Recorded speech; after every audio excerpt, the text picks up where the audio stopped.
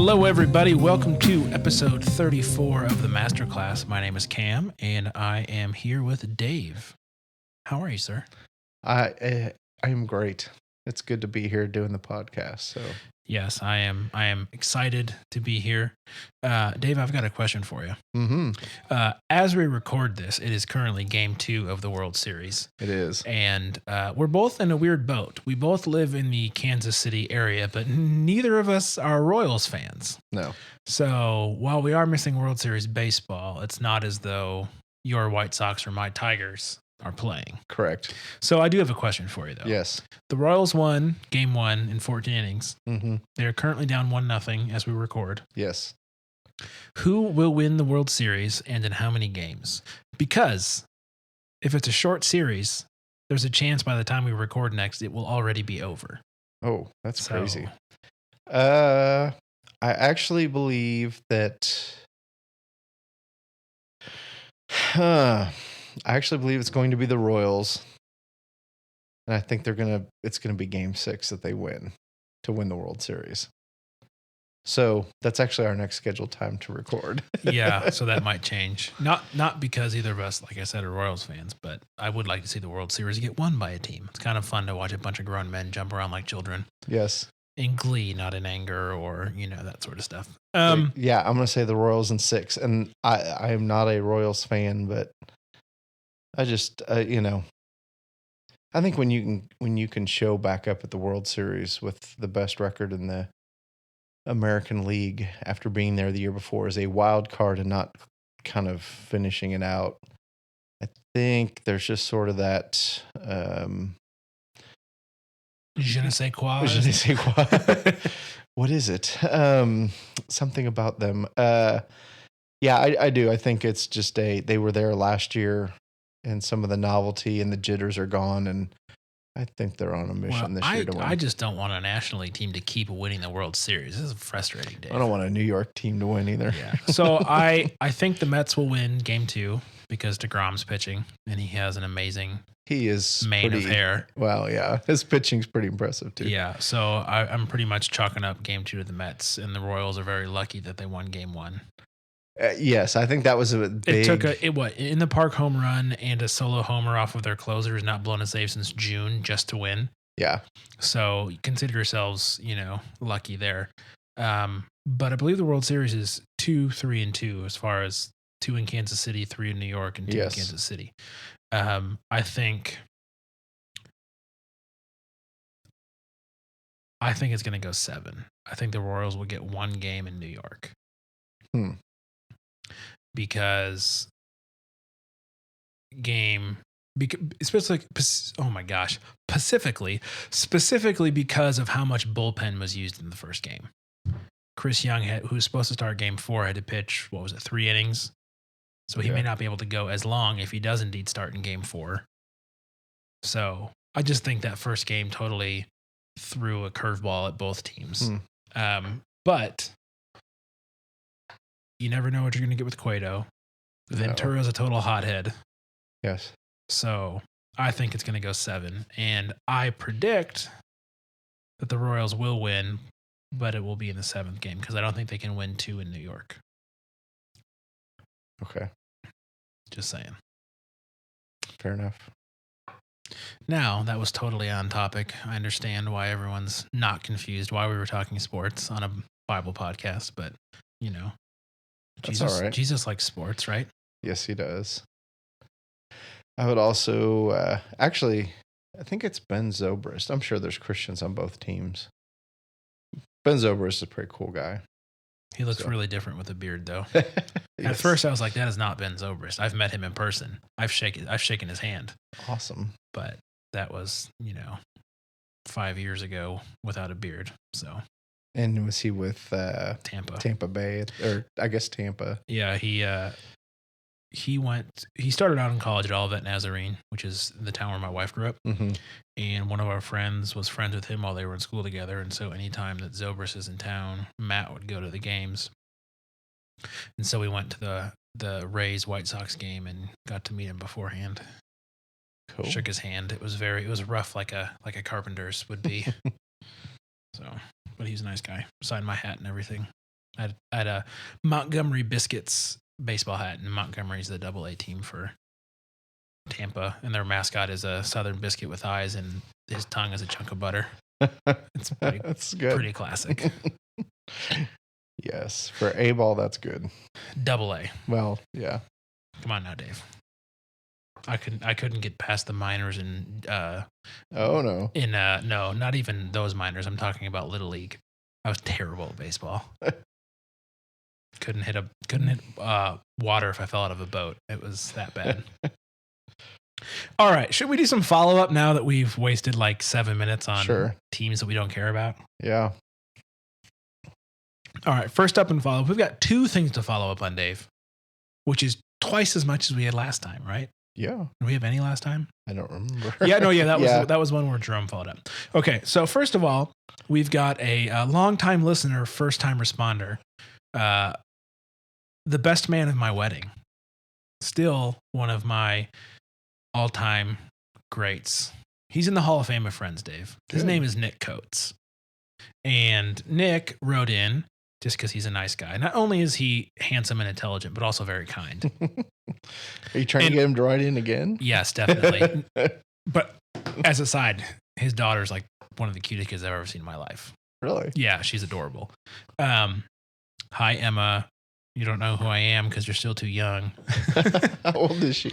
Sorry, put you on the spot. Yeah, this is where how good Nick, of friends I'm are you? No, she is almost a year. Okay. I think she was born right around Christmas, so she's almost a year. I can't remember if it was right before or right after, but it was very, very close to that time of year. But he just wrote in, and it was just really nice, and said that he just wanted to encourage us, and that what we do is not in vain, and he's learned a lot. And so it was really nice to hear, especially from somebody that I know and respect and look up to. So, Nick, you're a good man. Thank you for being nice to Dave and I, and for listening to all of this. Thank you, Nick. Yes. All right. Next, Jerome is back yet again. I think we have a serial follow-upper here. That's quite all and right. I like it. Yes. Because while Jerome and I go back to college, we do tend to have different viewpoints on numerous things, which is really good because it allows for us, because Dave and I agree on a lot that we've talked about thus far. Yeah. So it's nice to have Jerome as kind of the foil, causing us to think through things and that sort of stuff. So we really do appreciate his different ideas and challenges towards us. So in his last email, do you want to read this, Dave?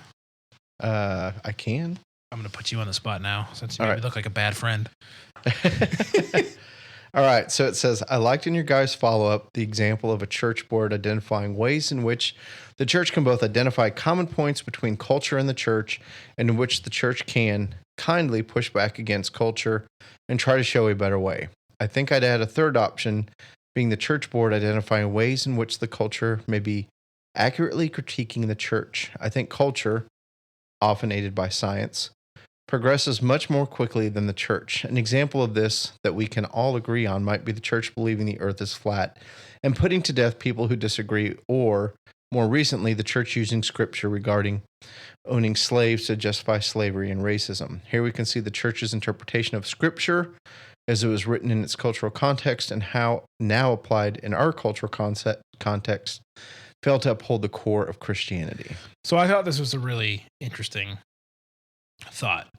I made the first 2 points that the church needs to embrace culture where it can and critique it where it needs to, which is part of that whole be in the world but not of it, and give yourself some common ground to reach non-Christians. Mm-hmm. I had not thought about culture critiquing the church, or said more intelligently that the church would look at culture, television, movies, news, to see where its faults may lie. And I feel like this is both good, but also very tricky. Mm-hmm. It is really hard for people to admit when they're wrong. I, of course, like to think that I'm very good at it because, that's just one of my many issues. But for denominations or the church as a whole to admit that we've screwed up, it's pretty difficult. Like, just bring up, the Crusades, and people still get uncomfortable about it. And it's been how many hundreds of years since that happened? Right.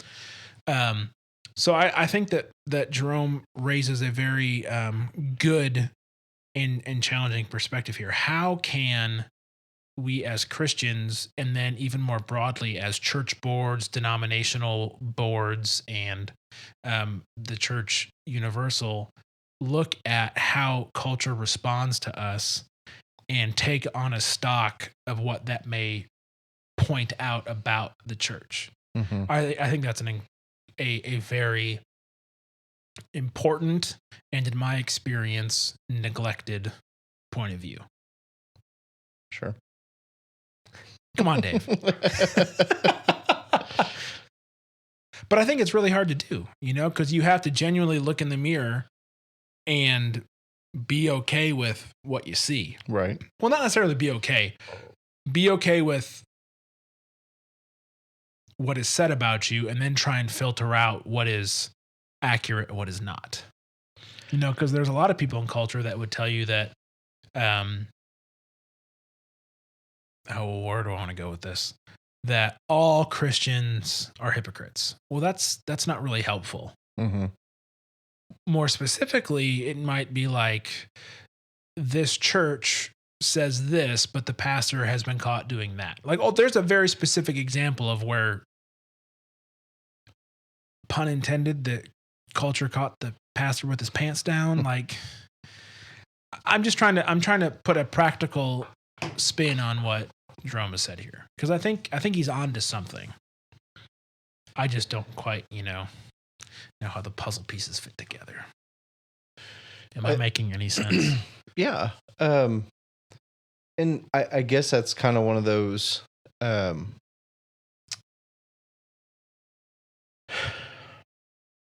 you can't, when it comes to, I guess I'll take the slavery. Nowhere in the Bible does it say slavery is good. But it does say, slaves, you should obey your masters. And so I don't think we can, when the Bible is specific on a matter, I don't think we can ignore that. But when it's a general type of, when we're making it fit what we want it to make it fit. That's called eisegesis, Dave. Yes, exactly. Not exegesis. Then, and the other example being the world being flat. I don't think there was anything real specific about that in the Bible. And for that matter, I don't even think I don't even think those things are necessarily things that are essentials. I don't think those are things that people would die on the hill for. I think those are certainly culturally, related to culture. And so, go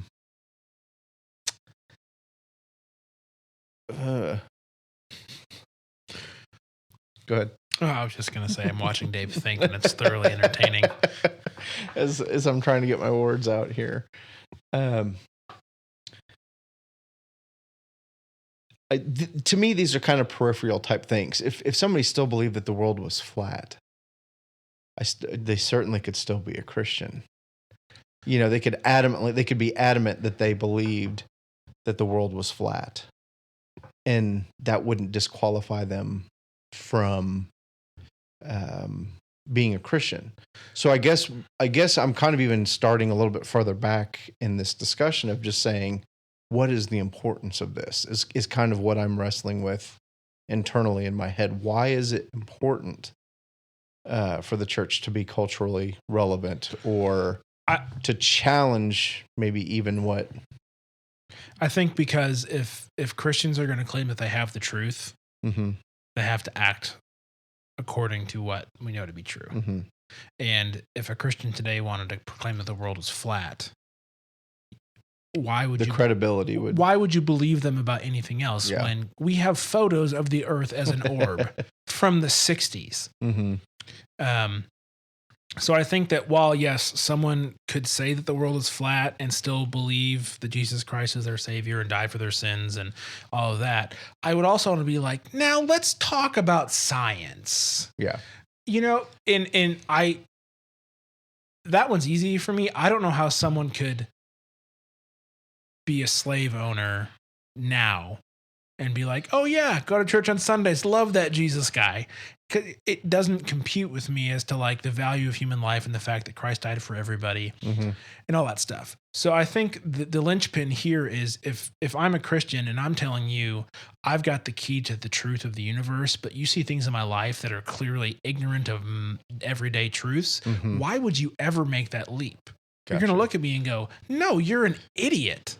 You don't even think this basic truth is real when from everyone, atheists, Muslims, Buddhists, Christians, everyone knows it is true regardless on their worldview. But you, as a Christian, don't acknowledge it. Why would I ever consider your God to be real? Right. So that's kind of where I come from it. Okay. And I guess I would, well, I know I would agree with that. So my question is then, as we've been discussing this, what is it that we need to be more relevant about? Well, see, I even think relevant's such a stupid term, mainly because of the magazine. And everyone wants to be relevant and hip, and all of our pastors wear skinny jeans, and I don't got time for that. I just really don't. I think the term relevant has been hijacked because I think regardless of where you live and what time you live, Jesus is relevant. And there's nothing we need to do to make him more relevant. You know, like we don't need to give him a funny mustache and a plaid shirt to make him more relevant with hipsters. No, the reason Jesus is special is because he's God. And guess what? God is always relevant because God created the universe within which we live. Right. So I don't think that churches should or Christians should go out of their way to prove the relevance of Jesus because you're putting the carriage before the horse. You don't need to tell someone, hey, this Jesus guy's really relevant and hip. You should come check it out. You should be like, I've got truth. And let's work together towards finding the truth. And in that, you will realize, oh my gosh, I need this guy. He lived 2,000 years ago, but what he taught and what he said makes so much sense now in a world that is completely different than it was back then. No one else is like that. There's something special about this guy. I need to find out why he's different, because pretty much anyone else teaching back in that day, their teachings don't apply to life today like Christ's do. Right. There's this inherent respect for the truth of life in his teachings that transcends time, because guess what God does? He transcends time. Yeah. Every day, which is a weird conundrum of a sentence because we can't really comprehend life outside of time. But my point is, when we're engaging with culture, it's not about being relevant. It's not about having a cool light show at your church or a fog machine or hashtag sermon titles or being strong on social media with your kids' ministry. That's not what I'm talking about when I'm talking about engaging with culture. I'm saying as a local church body or as a regional denomination or as a church universal, what about human culture on the planet represents the truth of God? And the goodness of God. Latch onto that with everything you got. Because the chances are the majority of what human culture is on the planet clashes with the truth of God. So as churches and as Christians, we need to find that within our culture. This is called contextualization. You can read up on it. I'll link to a good book by Tim Keller. What in our culture, in our communities, in our neighborhoods, in our metro areas is honoring to God in the way that people live their lives. Make your common point with people there, because you will both acknowledge the goodness and the truth in those areas, and then build your relationship from there out into those other areas where the church and culture differ, and try and bring that person into a relationship with the truth. And that's what evangelism is, right? Mm-hmm. And that's what Christ came to do, was to engage the culture where it was and find the common points. You've heard it said this, but I say that. We all know this one thing. I'm going to tweak it just a little bit and kind of blow your mind, right? And so that's what, as Christians and as a church, we should be about. Not about trunk or treats to be topical, or, those things are good because, well, I guess I think trunk or treats are dumb, but it's a cultural point where we can say, yay, Halloween and candies. Let's do this in a place where we might be able to talk to you about Jesus. Right. So maybe that's a fair way to do it. I just don't want to put my kid one step closer to a creep's car. I'm sorry. And I don't even have kids, but. Well, and I think actually Halloween is probably a good example of one of those things that the church in general has latched onto as something that is evil and is bad. That and Harry Potter. And we talked about church signs not that long ago, and I drove by one the other day that was literally like, "Hey, we're all going to Satan's party. Jesus, you want to come join us?" It was like they didn't directly say anything about Halloween, but it was basically the implication was we're going to Satan's party, and as a Christian, we're inviting Jesus to go do that with us. And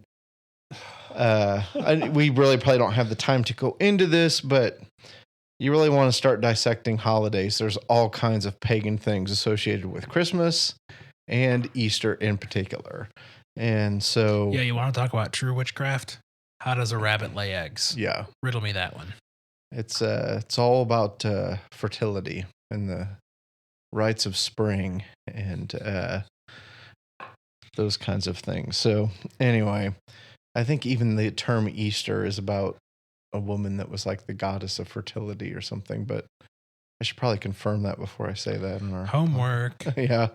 Anyway, for me, what it boils down to when we talk about Christians and cultural context and being a part of the culture, but influencing the culture in a positive way, I think we get lost on what's really important and what's not important. And quite frankly, I think Halloween is one of those things.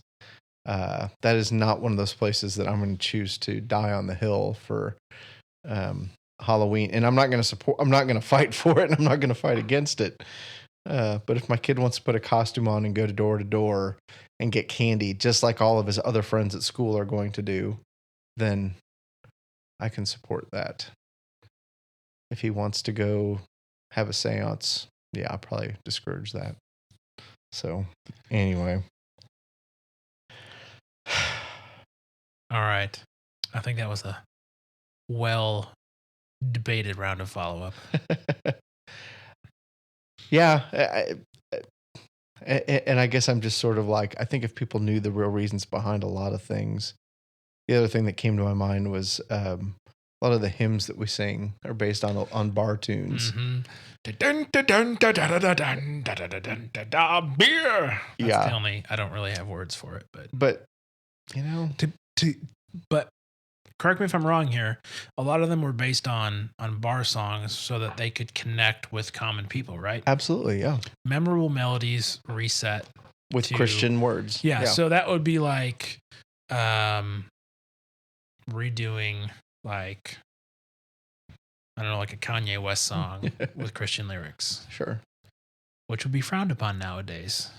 Well, I'll even say, I think there's some secular music out there that if you listen to the words with an eternal perspective, which I get, not everybody does that, but I think if you listen to music with an eye on eternity and a focus on God, and there's a lot of movies that are that way. If your lens that you view the world with is a Christian lens and a lens that wants to see God glorified, I think you can see those messages in movies. You can hear them in the music without even having to change the words. But we get so caught up in, again, trivial pieces of, is there foul language in it? Is there, and again, don't get me wrong. I believe God calls us to holiness, and I believe he calls us to purity. And that, much of that does not need to be a part of our lives. But again, if you're spending a significant amount of time in God's word, seeking him, and you go see a movie or you hear this music, I think you can take a very secular media and apply a biblical message to it, because again, God transcends those kinds of things, and things are truth because he is truth. And when somebody speaks truth in a movie, when they speak truth in a song, even if it is not a non-Christian artist, it can still very much have a Christian message to it, because God is truth. And if it's truth, then anyway, my circular logic there. Do any songs or movies come to mind? Do any come to mind? No, nothing's come to mind at the very moment that we're talking. Does something come to mind for you? Only just dumb jokes. Only dumb jokes. Which is, most of my waking. Now, granted, there are some movies that cannot be redeemed. Don't get me wrong. There are some movies. Titanic. Yeah, there's some movies that have absolutely no edifying message whatsoever. But no, nothing's come to my mind in particular when I'm talking about that. But I think some Peter Gabriel comes to mind. Really? Which is, old school for someone my age. Like Salisbury Hill or In Your Eyes. Mm-hmm. Both quality songs. Yes. But he also had a song called Sledgehammer, which is very sexual. So, I'm sure he's married. It was fine. Exactly. Context of marriage. And I don't think I can ever hear that song Sledgehammer without mentally having pictures of the music video. Oh, I don't think I've seen the music video. Being the MTV generation. Yeah. If I hear the song Sledgehammer, I'm picturing the video. No, it's a what's it called where they take a picture and then it change like how they do claymation. Oh, stop motion? Stop motion, thank you. Yeah, it's a stop motion video. We'll have to link to that in the show notes. But anyway. So yeah. I don't know. Yeah. Okay. We're going to link to Sledgehammer. Heck yeah, we are. Oh, it's so catchy. I've already got it stuck in my head. And people, if you don't know who Peter Gabriel is, then you're missing out on some solid 80s music. Very much so. All right. Shall we move on to the Bible now? To do what we actually do this podcast for? Sorry, folks. Halfway through and we've had good discussion about Christianity and culture, Dave. Come on. No, I agree. All right. So we're at Matthew 10:16 through 23. And I will read that for our listeners. Behold, I am sending you out as sheep in the midst of wolves. So be wise as serpents and innocent as doves. Beware of men, for they will deliver you over to courts and flog you in their synagogues, and you will be dragged before governors and kings for my sake to bear witness before them and the Gentiles. When they deliver you over, do not be anxious how you are to speak or what to say, for what you are to say will be given to you in that hour. For it is not you who speak, but the Spirit of your Father speaking through you. Brother will deliver brother over to death, and the father his child, and children will rise against parents and have them put to death, and you will be hated for all my name's sake. But the one who endures to the end will be saved. When they persecute you in one town, flee to the next, for truly I say to you, you will not have gone through all the towns of Israel before the Son of Man comes. All right. There is a lot in there. There is a ton in there. This might have to be 2 weeks. I was debating about where to cut it. Mm-hmm. And there's just so much in the verses that follow this. Well, I think it's all related too. Yeah. So if we take 2 weeks to do this stuff, that's fine with me. I'm good with that as well. All right. Now back to the show. Mhm. First question. What does wise as serpents and innocent as doves mean? Because that's not something the kids are saying these days, Dave. No, that is not something that kids. First of all, it's way too many words and proper grammar. Not very catchy, yeah. So, I don't think there's much to be put into this in terms of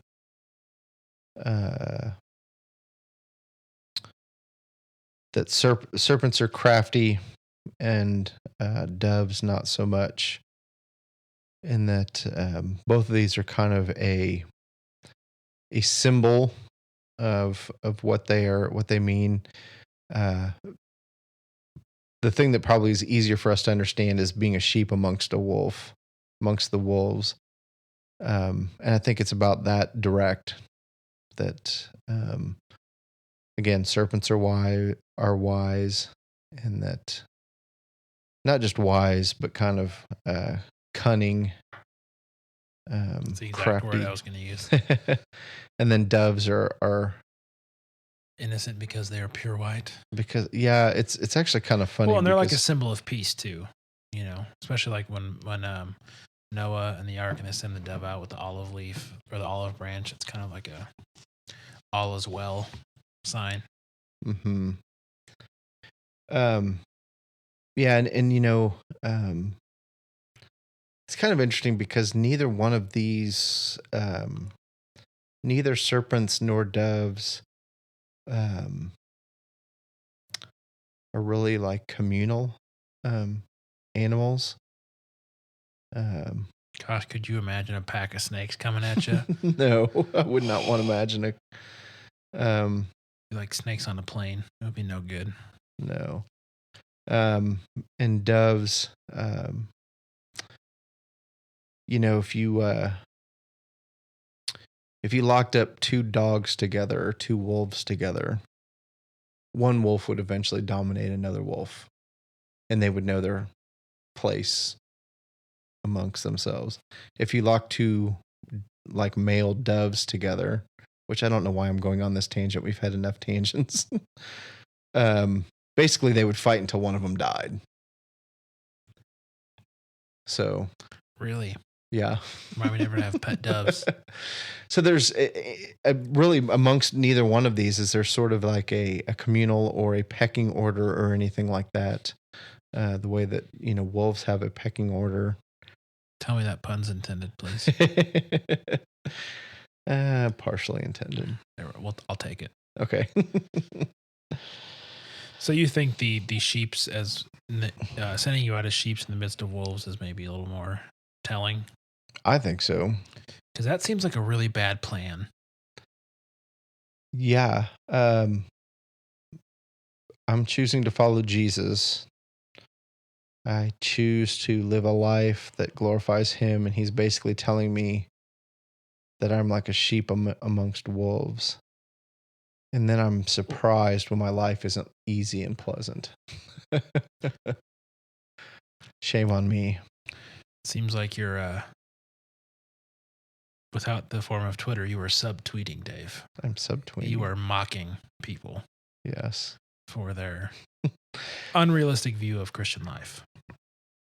I was listening to R.C. Sproul's the other day on my audible.com, and he was talking about time he spent with Young Life and being kind of a leadership development person for Young Life out in Colorado. And he said the most common question that he got from people was basically, why do some kids who do so well in high school and seem like they're so connected to the church, so connected to their Christian friends, then get to college and kind of just totally abandon their faith? Why is that such a frequent thing?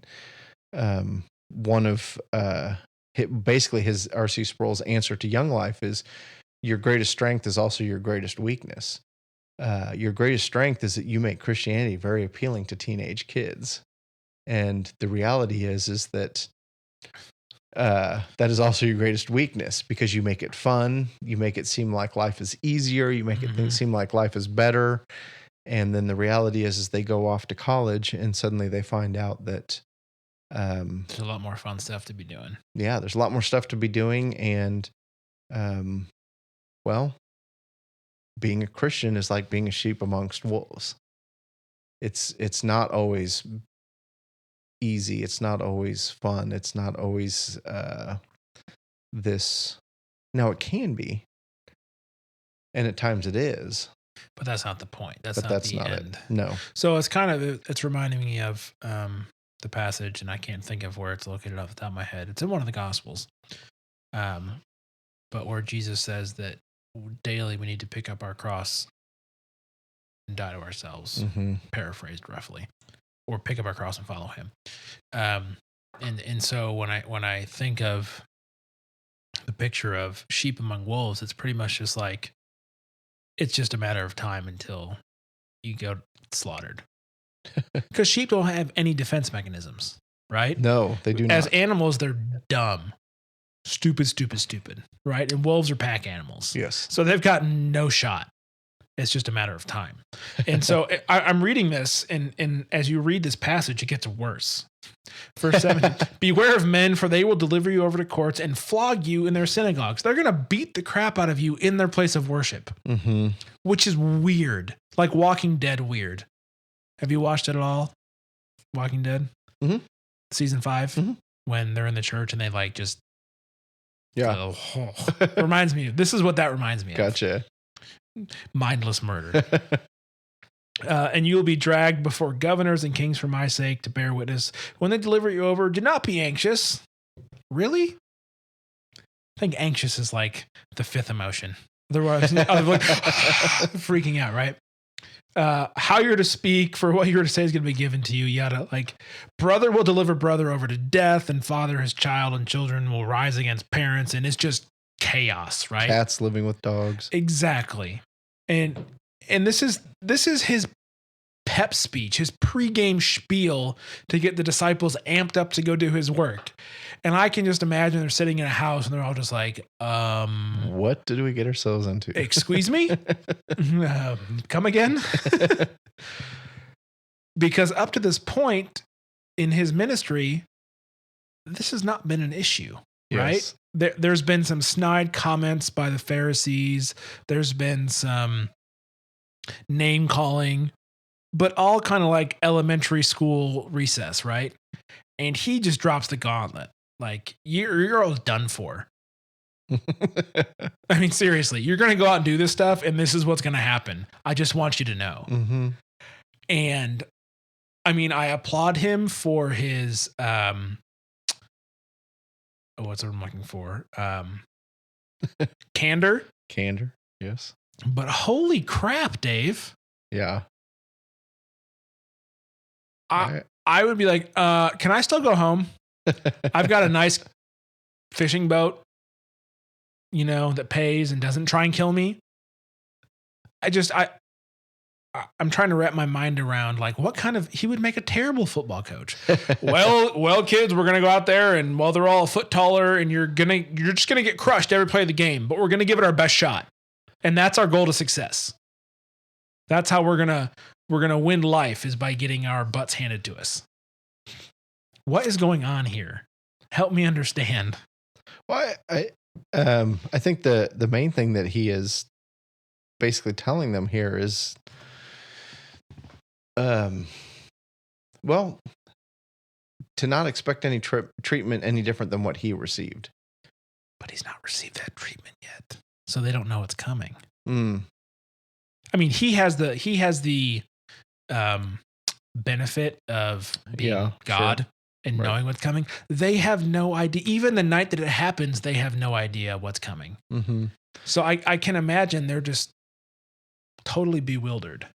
Well, I think they're bewildered, but you know what? I don't think that's completely foreign to them, because if they've read their Bible, which would have been the Old Testament, they are going to see that this happened to people like Joseph. This happened to Moses. This happened to King David. I mean, this is kind of the track record for people that... Right, but why would, if the Pharisees and Sadducees don't get it, why would they get it? They don't know... Why would they comprehend it? Yeah, more than someone whose profession it is to know these things. You get what I'm saying? Like, obviously, they're with Jesus and they're seeing all the miracles, but they're kind of riding the high at this point. Like, people know who we are, crowds gather to come see him, we're always around him. This is pretty. We were stuck on a boat, now we're famous. And then all of a sudden, he's just like, oh, by the way, I'm going to send you out into a minefield. Mm-hmm. And so I guess my whole point here is, I mean, obviously he warns them, but like, what is he just trying to open their eyes to reality before it happens? I suspect he is doing that. I would also suspect that it didn't register with them until later. Oh, I'm sure like, yeah, Jesus, get to the good part. Yeah. Yeah. So I guess another question I have about this is the encouragement that Jesus gives in verse 19. When they deliver you over, do not be anxious how you are to speak or what you are to say, for what you are to say will be given to you in that hour. For it is not you who speaks, but the Holy Spirit of your Father speaking through you. Like, oh, just don't worry about it. I'll speak through you. And I just don't know what's going through their minds. And is that even important? I don't know. But this seems to be, like, in my estimation, up to this point through Matthew, the major turning point where Jesus is just like, all right, kid gloves are off. We've traveled, we've healed a bunch of people. The Pharisees and I have been sparring verbally, but this is the point where it turns. Like, we're going home. We're going to Jerusalem. You guys have no idea what's coming. I'm trying to open your eyes. This is what life is going to be like from now on. You better get used to it. And to your point with what R.C. Sproul said to the Young Life people,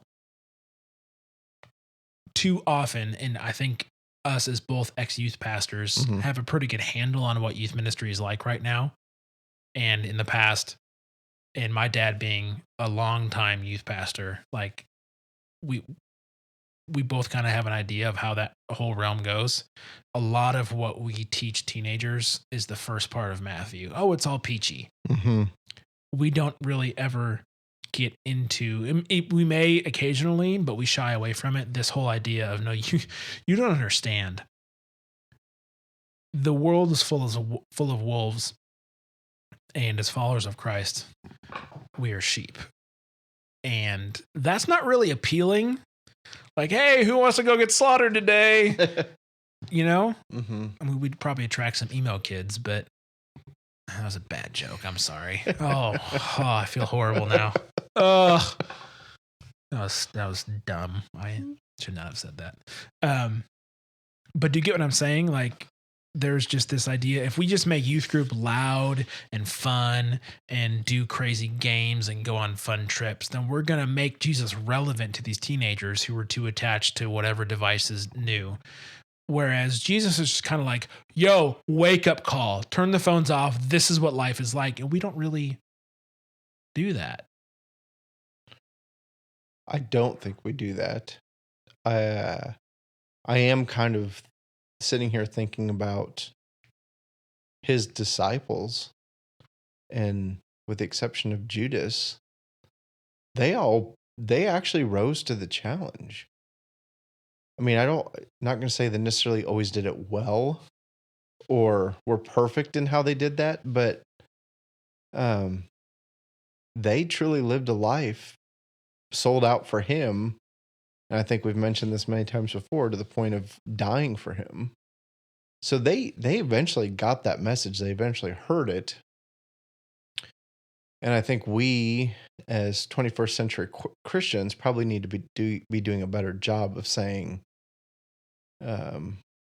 if life is easy and you're comfortable, you're doing it wrong. Then you're probably doing it wrong. And it's not our job to go out and make it difficult or challenging, because I think if you live your faith and if you seek him out, that pretty much naturally happens. I don't think we have to create it. Well, okay, I see what you're saying. I think there might need to be more clarification there. Sure. So you're saying that we shouldn't go out of our way to make life more difficult than it already is, but if we're honestly following Christ, that sort of crap's gonna find us. Mm-hmm. Okay. Yeah, I mean, Okay. because not, I haven't been blameless in this and I haven't been perfect in this, but being a police officer and living in the world that I live in, crude and coarse joking is very much a part of the world I live in. You don't say. Yes. I will say that,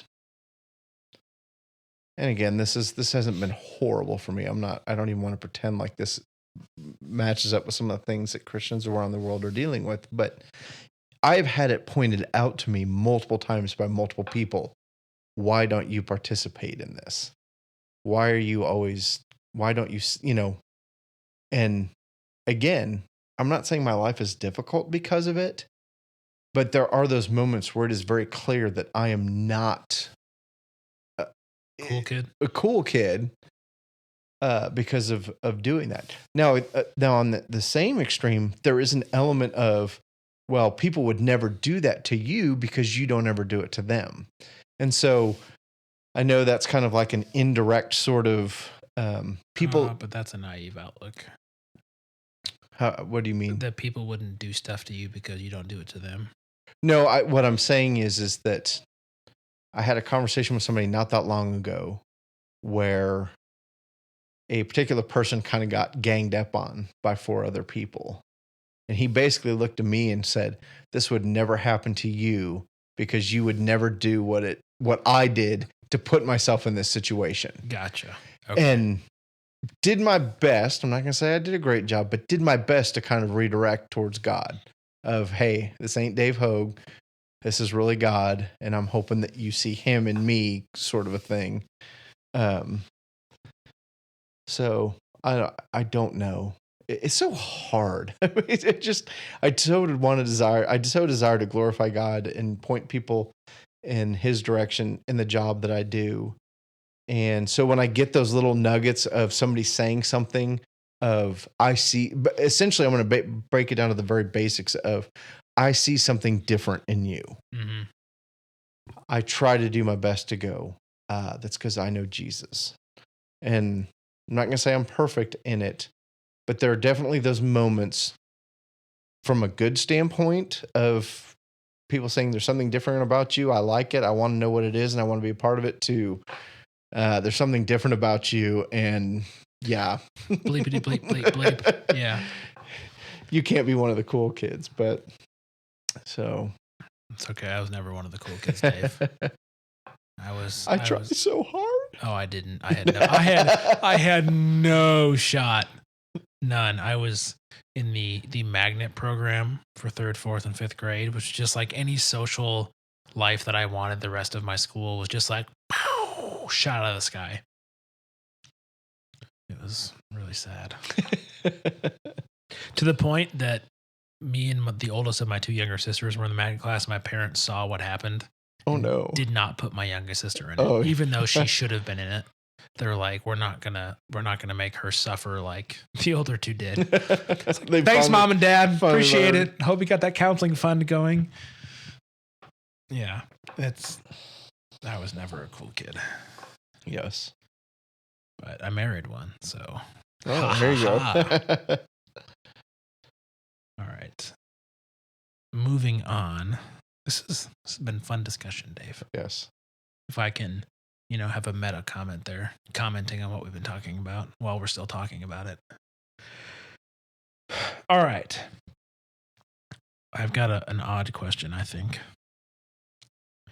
Is there any hope in verses 21 and 22, which say, brother will deliver brother over to death, and the father his child, and children will rise against parents and have them put to death, and you will be hated by all for my name's sake, but the one who endures to the end will be saved. That sounds like the worst horror movie ever. And not like worst as in like badly cast and directed, as in like the most shocking and like terror-filled movie. Mm-hmm. I mean, it sounds like the apocalypse when people just lose their minds and just start going on sprees of psychotic behavior. Yeah, and honestly, I guess I come back to, I think sometimes when Jesus is saying things such as this, he has a very specific audience in mind. And I do think this is one of those situations where he is speaking specifically to the apostles, the people that are going to advance the church after his death. And I think it can certainly apply to us today. If you're a Christian in the Middle East, Christian in China, there are places where you get persecuted, and this could apply to you. But I do think he is giving a very specific message to the apostles of the early church, just basically telling them, you are going to see basically the worst of the worst, and there's a good chance that you're going to have to give your life. And much like you said before, this is coming at a time where they haven't seen Jesus do this yet.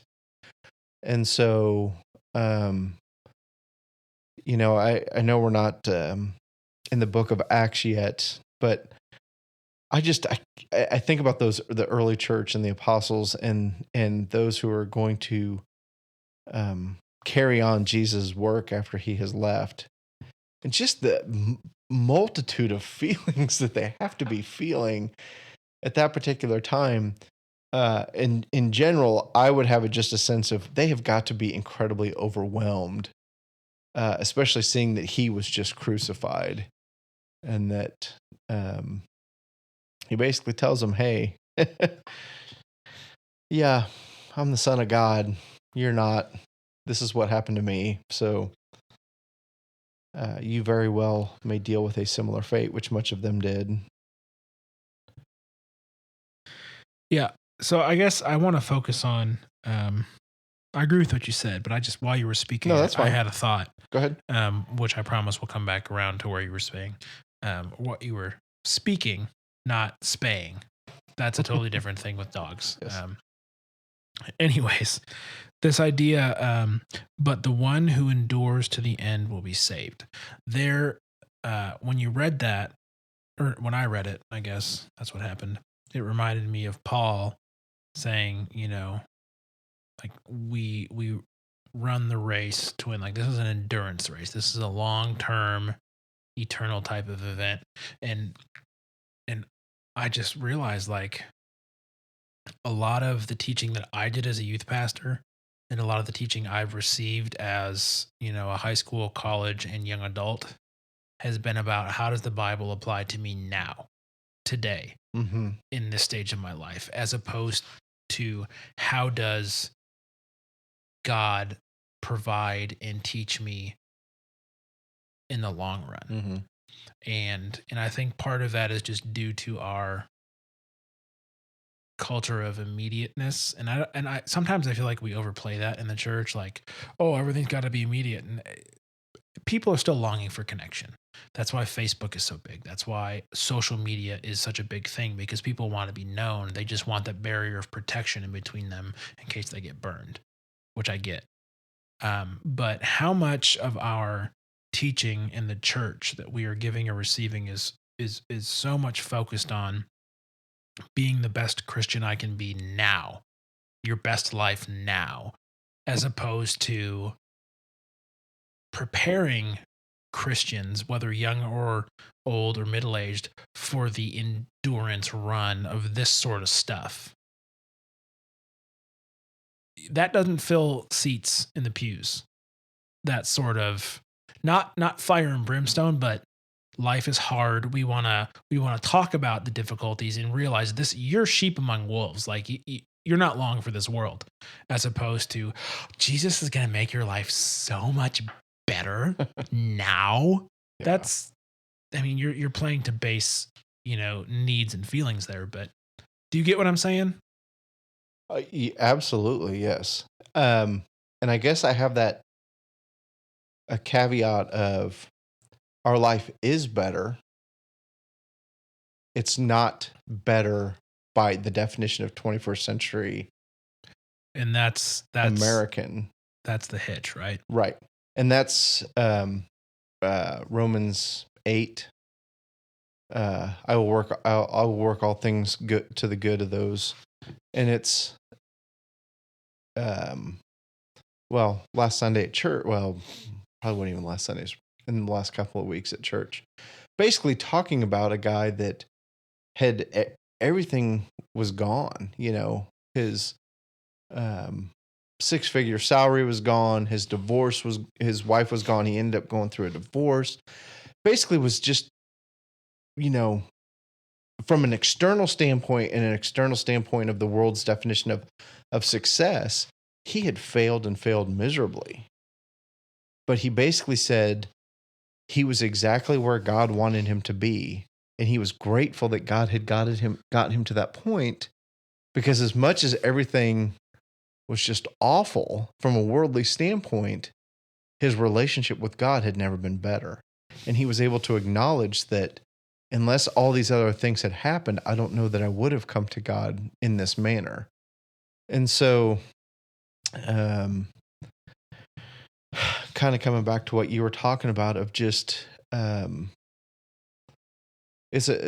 Christianity is definitely a journey.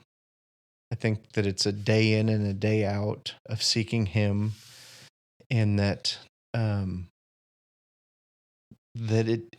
it makes your life better, but it doesn't make it better in the way that the world says that it's better. And I guess the culmination of all that is that we die and we go to heaven. And we really should be living our lives with the perspective of, I am going to die someday, and be preparing for that death, because that death is actually when the real life starts happening. And I just don't think I don't think we live our lives in a healthy way focused on death. I would agree completely. And, as we speak, my grandpa is dying. Mm-hmm. He's been in and out of the hospital. His lungs are slowly failing. He's just got all sorts of medical issues, and he's 83, and his body's just starting to fail. And I remember when my grandma passed last fall, the amount of people that were just like weeping. Mm-hmm. And like, while I appreciate you're gonna miss her, I'm like, she knew Jesus. Mm-hmm. And so I didn't cry, because it wasn't like I wasn't like upset that I didn't get to have one last memory with her. I can't even remember my last conversation with her. It had been so long, just because of proximity and me just not making it a priority to talk to her, which that's what grates me the most about that. But it's just like, as a Christian, I don't feel like death should rattle us the way that it does other people. Like, I remember on my dad's side, when my grandpa, not my biological grandfather, but the current husband of my grandmother at that point, died, and my grandma was propping herself up with the casket and just weeping. Mm-hmm. Like, I've never heard a sound like it before in my life, and it broke my heart, because she's never going to see him again, and she knew it. Mm-hmm. And she had never been a Christian in her life. She told my dad that if she ever walked into church, the walls would fall down. And after Sam died, and she kind of realized, that's it. It's done. It's final. She started going to church. Now, I don't know if she's still in church. That was a couple of years ago. I don't know if her, desire to be there has stayed or not. But at that point, she realized, this is it. Like, that's final. But for Christians, it's not. It's just kind of like, all right, see you later. And I get, like, in the midst of tragedy, like, we had a student die, Mm-hmm. a month after I was started as youth pastor, and that was tragic. You know, a young 16-year-old kid. You cry about that because you're just kind of like, why? Right. You know, but I think as Christians, we need to reevaluate our view of death and what it really means. And that's not to say you can't cry at a funeral. Like, I don't want to be that guy. But at the same point, like, we can't be mourning them in that they're lost forever. Because they're not. No. We can, you know, cry because we're just going to miss hanging out with them and miss their wisdom or miss their laughter or their, you know, their skills or their love that they had for you. But I feel like death is something Christians need to speak way more frequently and frankly about, because it really isn't the end. And if we all are afraid of dying, then are we really, truly believing what Scripture says? Or is this just another way that fear and anxiety are crippling our faith? Right. Well, and I think there is an element of we fear the unknown. Oh, definitely. And we don't know about death. We can't know about it. No. But which is totally frustrating. Well, and I'll even say the concept of living forever kind of freaks me out forever, because I have this concept so of bored. Exactly. Well, how am I going to be entertained forever? Is what my issue is. But I will just say in my own life, the older I get, granted, I'm hoping that death is still far away, but it's closer than it was yesterday. So,